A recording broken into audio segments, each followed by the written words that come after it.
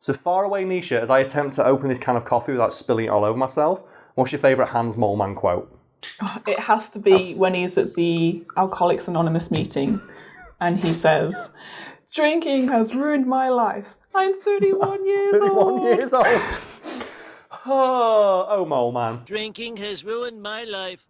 I'm 31 years old. The Simpsons features an eclectic array of background characters that, over the years, has grown to include hundreds of distinct personalities that range in importance from appearing in a single episode to being almost as well known as the main cast themselves. A good example of the latter being the character Hans Moleman, who is only popular, paradoxically, because nobody liked him. Okay, so when was Moleman first introduced to The Simpsons? Yeah, he feels like he's been in the show almost since the beginning, hasn't he? He's one of those characters who's almost as well known as the main cast. Like, if you know The Simpsons, you know Hans Moleman, right? Yeah, definitely. And he's arguably one of the more quotable background characters. I put him up there like Mr. Burns and Moe as one of like the tertiary characters with the most memorable quotes. And you mentioned your favourite one at the start. I'm going to mention mine now, which is when he's on the radio station and he's like, "Welcome to Moleman in the morning. Good Moleman to you all." Yeah. Just good Moleman to you all cracks me up so fucking much. Hello, this is Mole Man in the morning. Good Mole Man to you. Like, the character has been on the show for a very, very long time, and his first proper appearance goes all the way back to the Tracey Ullman show, which is like, the show that the Simpsons were on before the Simpsons, when he was a background character. But fans consider his first proper appearance being the 14th episode of the second season, where he's getting his driver's license. And it's worth pointing out that the character was never supposed to be in another episode after that, something that becomes abundantly clear when you realise that the licence Hans Moleman has, in that scene, does not say Hans Moleman on it. Okay, so if his name's not Moleman, what is it? Well, in that episode, his name is supposedly Ralph Mellish, but he's now known as Hans Moleman, and that's like just one of those weird inconsistencies of The Simpsons. That happens as a result of it just existing for so long, which probably has people out there wondering, well, why is he called Moleman? Also, why did you say he wasn't supposed to be in any more episodes, but then he ended up being in a whole bunch more episodes, to the point he's now one of the most famous characters from the show? Well, that all goes back to Matt Groening, who reportedly hated the character. Alright, so what do you mean he hated the character? Well, according to the showrunner for early seasons of The Simpsons, Al Jean, there was an informal rule in the writer's room that no background, secondary or tertiary character could look weirder than any of the main cast, i.e. the main family, The Simpsons. And Hans Moleman very clearly broke that rule. So much so that Matt Groening himself, the creator of The Simpsons, pointed him out in a screening of that episode and went, "What the fuck is that?" Like, he singled out the character of Moleman. Like, "What is that? I hate it. It looks like a mole. Get rid of it. I do not want to see it in any more episodes." Poor Rolf. poor Mr. just Mellish. And the operative word in that previous sentence was the word mole, because according to Al Jean, Groening referred to the character at the time, Ralph Mellish, as looking like some kind of mole man, which the writers found really, really funny. And they decided to ignore the direct order of the inventor of the show to keep putting the character in more episodes, who they then decided to name Moleman as a nod to Groening's objections. Oh, that's a brave move to keep putting him in when he said, never put him in another episode, never want to see him again. As mentioned, this was an informal rule, but it is one that Groening felt very strongly about, as evidenced by the fact he singled out Moleman on his first appearance, like, get rid. Doesn't he get turned into a mole in one episode as well?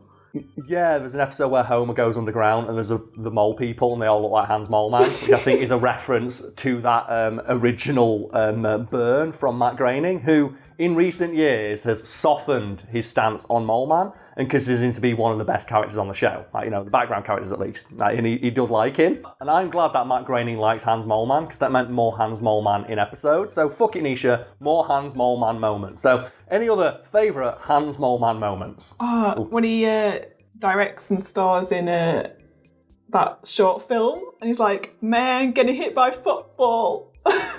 Man getting hit by football. give it an Oscar. That is an example of what the medium of film could achieve if it pulled its fucking finger out. Man getting hit by a football is the ultimate expression of the art of film, because it delivers on exactly what is promised by the title in 5 seconds and doesn't overstay its welcome. It's like a video that popped up in my YouTube recommended, and I think it did for a lot of people, that I clicked on because I was like, what the fuck is this? And it's simply titled Possums Eating Bananas. Oh. It's 40 seconds long, and it's just a bunch of possums eating bananas, and that's it. And it's the only video the channel has ever uploaded.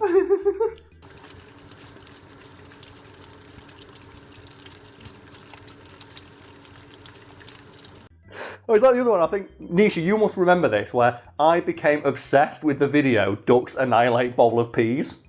Yes. And I sent it to everybody I knew.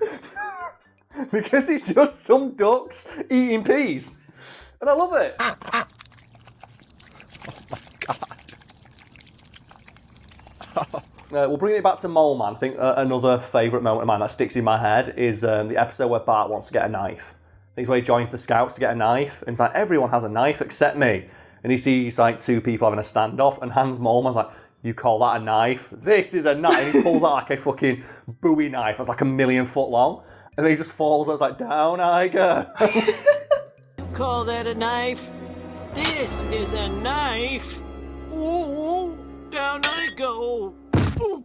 There's just something about the delivery of his lines cracks me up. It's like the episode where Mo turns the bar into a restaurant. Mm-hmm. And that kid draws a picture of him. And it's just him. And it's called like Mr. Stinky. And Mo, just like the line read of how defeated he is, when he's like, oh, you even got the stink lines and everything. Here's you. Oh, jeez, and you got the stink lines and everything? Okay, so bringing it back to the article, Yes. you said that pretty much everybody hated Moleman, not just Matt Groening. Yeah, that's the thing. Like, obviously, the creator of the show objecting to Moleman's appearance, like, you know, that's pretty fucking big on its own. It's like when Matt Groening, the guy who runs the entire show and invented it, is like, I hate this character, that's one thing. But according to Al Jean and other people who worked on the show, shortly after the episode which featured Moleman's first appearance aired, they got a lot of letters from fans saying, we hate this character, basically echoing what Matt Groening says, like, we don't like the way this character looks. They're not funny. Please do not put them in any more episodes. And the writers responded to that in the same way by putting him in more episodes, purely to piss off the fans who didn't like him. Which is a move I deeply, deeply respect, because I adore that shit. Like, part of the reason I'm wearing like this green screen t-shirt now is because we got, when we first started doing the joke of having like green screen stuff on t-shirts, blending with the background, we got actual pissy emails from people saying, don't do that, it looks unprofessional. So you just do it more often. And now, like, when we don't blend the green with the background, people get annoyed that it's not transparent. Yeah, because it's become now a just popular running gag on the show, to the point where people get annoyed if we don't do it. Even like the fact I'm drinking in a video, whether it's like, you know, coffee like I'm having now, or water, or perhaps a beer, just goes back to my stand-up days, where I just like to have a drink in my hand in case I got dry mouth while talking on stage. And I remember, like ages and ages ago, I got a comment from a guy. It's like, don't drink in videos anymore. It's really annoying. What? And I just left a comment as the channel saying, fuck off. And that guy, I shit you not, folks at home, and Nisha, sent an email to the Fact Fiend email address complaining about how unprofessional the host of the channel was, because he got told to fuck off, not realising that I run everything to do with the channel and operate that email address. So I read that and just responded, fuck off. That is amazing. Like, imagine getting so annoyed at someone like needing or wanting to take a sip of a drink.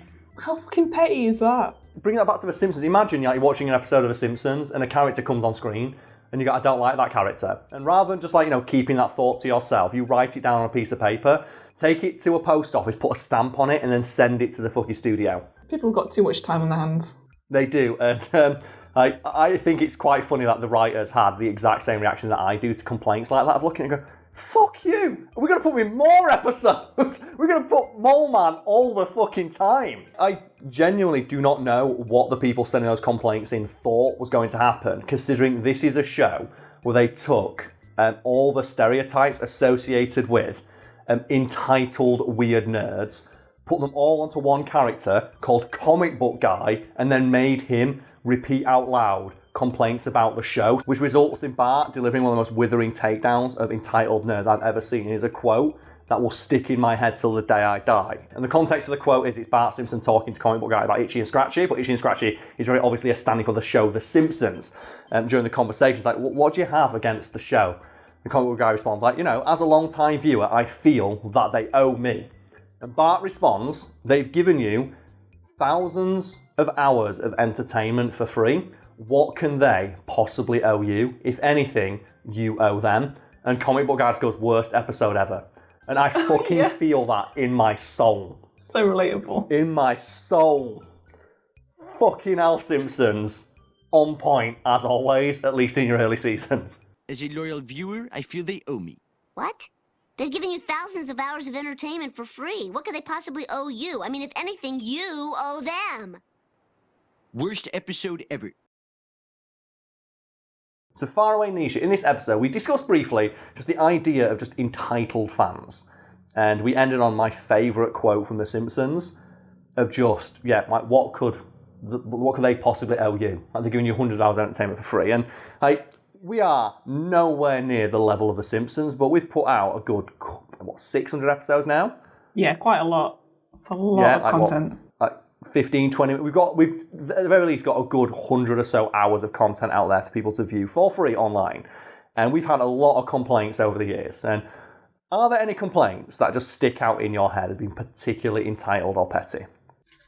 What, for the channel specifically? Yeah, for the channel, or even just like, stuff you've just experienced, like, in your life outside of it. Oh, there's quite a few.